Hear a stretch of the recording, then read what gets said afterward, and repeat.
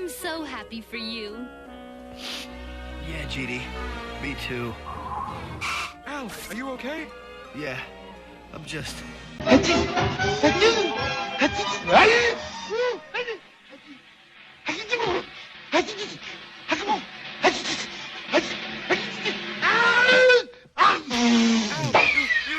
caught a cold.